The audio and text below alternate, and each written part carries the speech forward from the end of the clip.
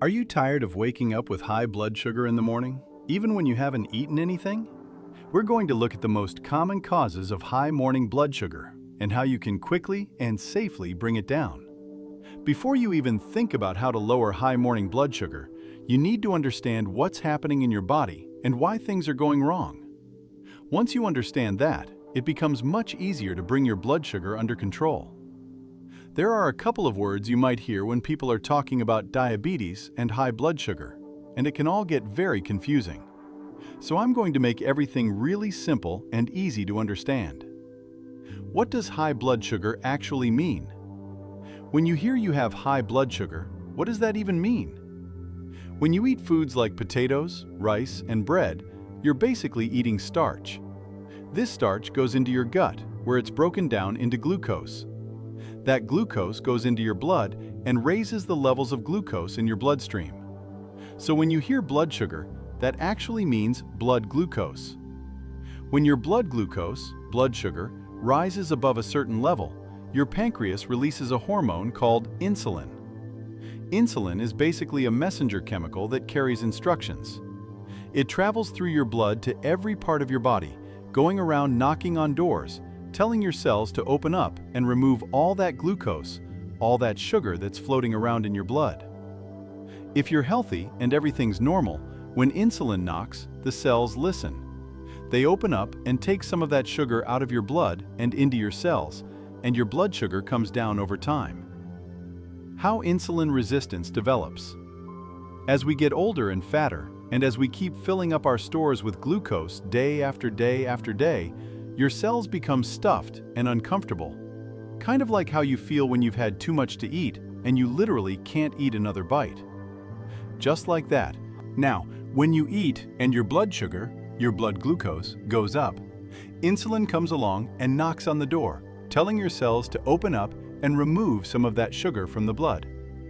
And your cells are like, no thank you, we're full, we're fine.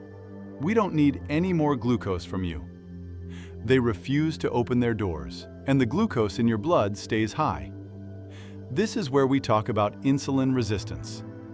If insulin knocks on the door and talks to your cells, and they listen and open up, that means your cells are responsive to insulin. They're sensitive to insulin.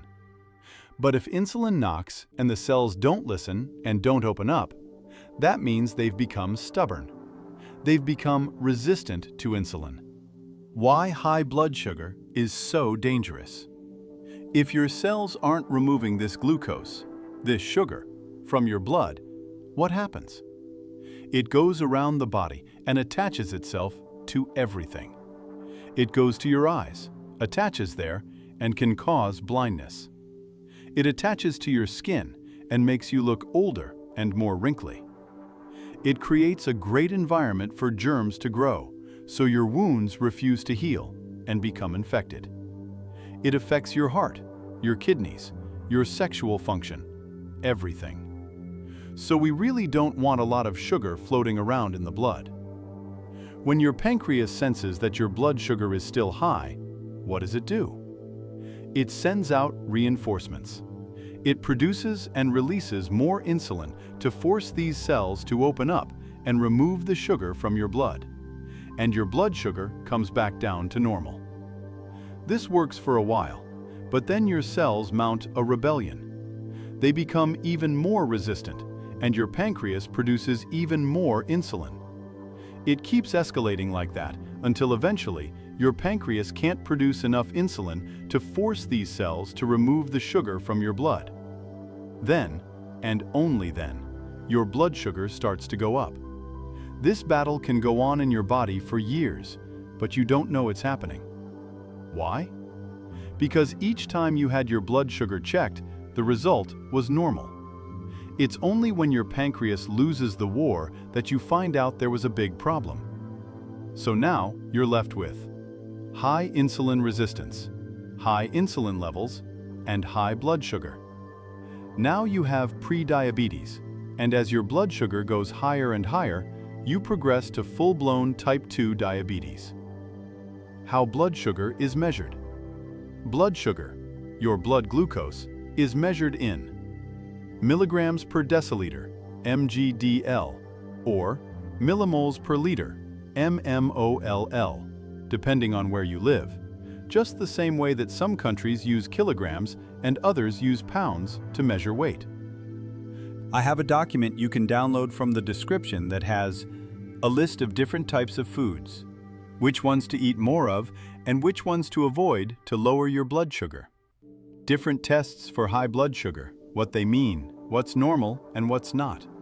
You can get that from the link in the description. Fasting blood sugar, fasting blood glucose. Let's look at the fasting blood sugar or fasting blood glucose test. When you want to check your fasting blood sugar, you don't eat or drink anything after your evening meal except water. So you're basically fasting for at least 8 hours. Then your blood is drawn in the morning if you're going to a lab, or you prick your finger and use your blood glucose meter at home. Naturally, what would happen is that after the sample is taken, you start eating and drinking normally, and of course your blood sugar starts rising. So you would expect that the morning blood sugar, that fasting blood sugar level, would be the lowest value for the day. And the blood sugar reading you get in the evening would be your highest for the day, because the food you eat is what raises your blood sugar. Unfortunately, you may find that you get your highest blood sugar reading in the morning, and this can be very confusing.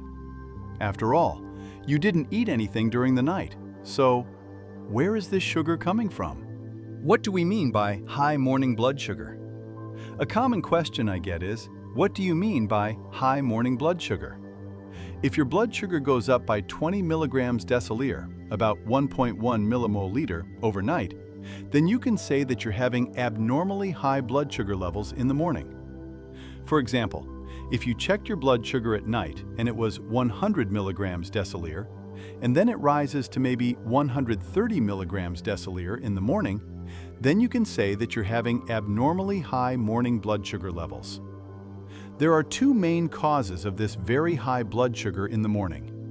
The dawn phenomenon, also called the dawn effect, the most common cause. The Somogyi effect, a rebound high after a low. The dawn phenomenon, dawn effect, when you eat, like we said, glucose goes into your blood.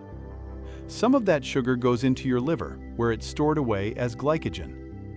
During the night, when you're not eating and your blood sugar starts to drop, towards morning, your body starts to release hormones like growth hormone, your fight or flight hormones like epinephrine, adrenaline, your stress hormone, cortisol. All of these tell your liver to break down glycogen that's stored away and release glucose into your blood. Your body does this to give you enough energy to start your day so that you can be alert, move around, and be active even without eating anything. If this didn't happen, you'd barely be able to get out of bed in the morning. So this is something that's normal for everyone. Everyone's liver breaks down glycogen to release glucose into the blood in the morning. When blood sugar goes up because of the sugar being released by the liver, your pancreas releases insulin. And if you remember, insulin tells your cells to open up and remove sugar from your blood. But insulin also goes to your liver and says, "We have too much sugar in the blood now. Stop breaking down this glycogen. Stop pushing more sugar into the blood." Normally, your liver would listen and stop releasing glucose. But remember, when you have this problem of high blood sugar, you have insulin resistance, and your liver is also resistant and stubborn to insulin. So when insulin tells your liver to stop releasing glucose into your blood, it doesn't listen. It just keeps pumping sugar into your blood, and your blood sugar keeps going higher and higher. And remember, your cells are also resistant to insulin. So when insulin is telling them to open up and remove sugar from your blood, they don't listen either, and your blood sugar stays high. The Somogyi effect.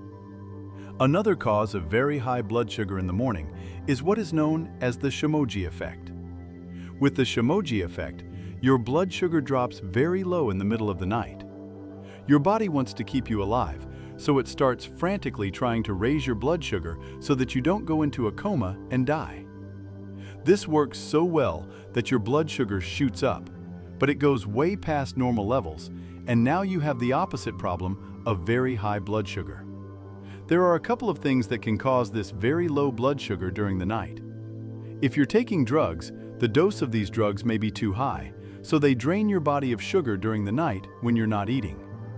The timing of your medicines may be wrong or off, especially if you're taking insulin injections, where you're getting too much insulin at night while you're sleeping.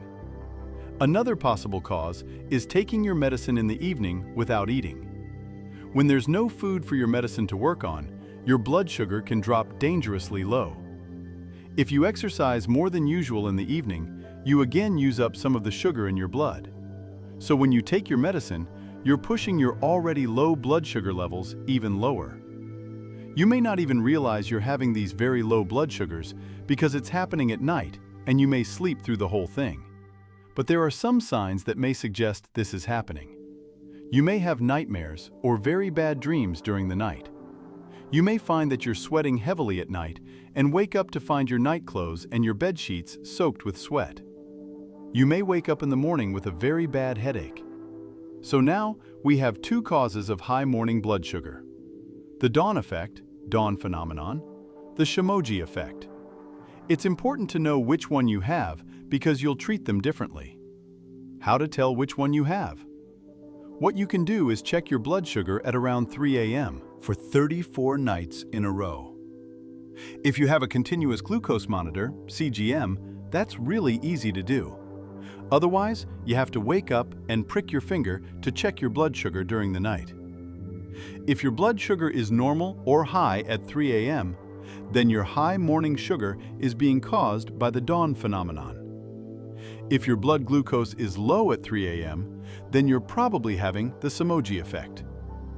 It's important to treat this high morning sugar because if it continues for a long time, it increases your risk of diabetic nerve damage, kidney disease, blindness, heart problems, etc.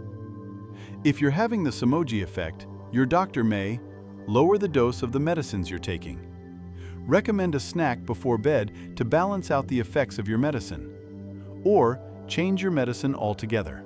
How to bring down high morning blood sugar, dawn phenomenon. So, how do you bring down your blood sugar if you're having the dawn phenomenon? First of all, let's talk about food. You need to change the way you eat in the evening. Eat more high-protein food, like fish and other seafood. Eat more meat, chicken, etc. Avoid bread, spaghetti, noodles, rice, and other starchy food. So you could have something like roast chicken and salad, for example. The next thing about food is timing. When you eat your last meal of the day, don't make it too late at night. That includes snacking. Don't snack in the evening. Try to eat your last meal before 6 p.m. if you can. The next thing you can do is take 2 tablespoons of vinegar, put that in a glass of water, and drink it with your evening meal. The worst thing you can do is eat lots of bread and fake food like chips and sodas in the evening, because this will raise your blood sugar before you sleep. That means by the time you start having the dawn phenomenon in the morning, your blood sugar, which is already high, will go even higher. Move after eating, especially dinner. After eating, you need to move, especially after your evening meal. The easiest thing you can do is just walk for 30 minutes. This uses the big muscles in your body, like your legs and your buttocks, and these muscles will soak up and use some of the sugar from your meal that's in your blood, lowering your blood sugar before you go to sleep. Don't do vigorous exercise late in the evening because it will make it hard for you to fall asleep. Sleep and hormones. Closely related to that is the fact that you need to get good quality sleep at night. When you don't sleep well, hormones like growth hormone and cortisol, your stress hormone, are not released the way they're supposed to, according to their normal patterns, and this will raise your blood sugar in the morning. Ideally, you should be asleep by around 11 p.m. and getting anywhere from 6 to 8 hours of sleep. I can't tell you how many messages I get that are sent around 2 a.m. from people telling me they have high blood sugar, and I'm wondering, why are you using your phone at 2 in the morning? You should be asleep. High cortisol from long-term stress and not getting enough sleep will make you store fat around your tummy, and that tummy fat makes your diabetes worse, and raises your blood pressure as well. If this helped you finally understand why your morning blood sugar is high, don't just leave it as information. Turn it into action. Like this video so more people struggling with diabetes can find it. Subscribe to Dr. Synapse and turn on the notification bell for more science-based explanations about blood sugar, insulin resistance, and metabolic health. Comment below with your typical morning blood sugar reading and whether you think you might have the dawn phenomenon or the Somogyi effect. And if you know someone who wakes up every day with high blood sugar and feels confused or discouraged, share this video with them. It might be the missing piece they need to start gaining control.